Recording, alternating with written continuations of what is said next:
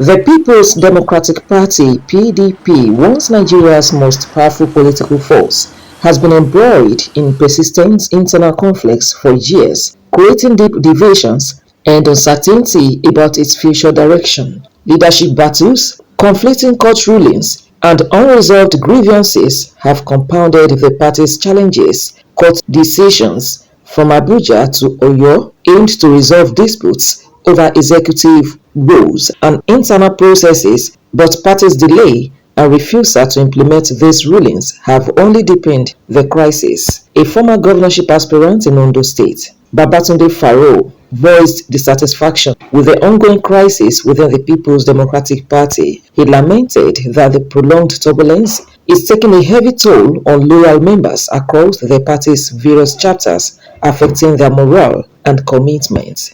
Where I stand is clear. I believe the objective of the Nyesom Wike-led camp is to make sure that PDP doesn't have a presidential candidate in 2027 election, which is very unfortunate.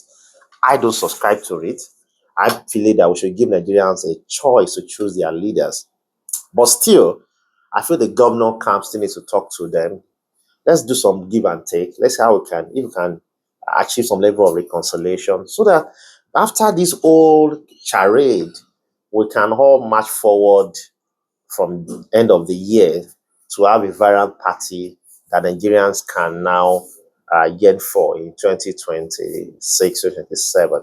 Former Director of Media and Publicity for the PDP, Leye Igbagbo, says the party's turmoil has moved beyond a typical crisis and has reached a compromise level driven by selfish ambitions of a few leaders. He described the recently concluded convention as the party's funeral and warned that the unfolding events expose a deeper leadership problem that must be addressed decisively. As it is today, it is unfortunate that the PDP crisis has graduated from the crisis level to a compromise level, where the people within, party leaders, stakeholders, who are expected to defend the integrity of the platform, are now being used by other external influence to destroy the party, and that's compromise. So under these circumstances now, it's only divine intervention at that level that can help. Legal analyst Oladele Oke says the PDP's crisis is deepened by its refusal to obey key orders. He pointed out that ignoring rulings from Abuja and Oyo has heightened internal friction and could jeopardize the party's prospects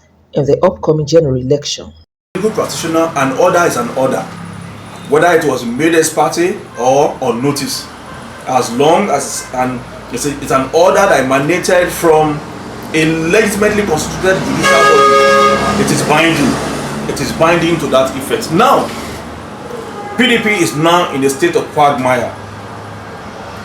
Those who had procured or who had gotten the judgment or the order from the Oyo State High Court are now saying that no, this order legitimized our activity, that we can proceed to do national convention. But the question is, can you put something on nothing and you expect it to stand? The Federal High Court order had come earlier before the Oyo State High Court. And as a legal practitioner, when we want to avoid, or when we extol what we call abuse of court process, the right thing to do is that you have to appeal the judgment that is against you. You cannot say because a judgment or an order does not favor you, you resort to self-help or violence. That will constitute anarchy. It's an invitation, it's an open invitation to anarchy. The recent power struggle at the PDP Secretariat in Abuja, where party stalwarts demonstrated dominance, has cast doubt on the possibility of the party healing its divisions anytime soon. Despite ongoing calls for stakeholders for dialogue, transparency and adherence to due process remain the only viable path to restoring unity within the party. Omorinola Hungbeji, OSRC News.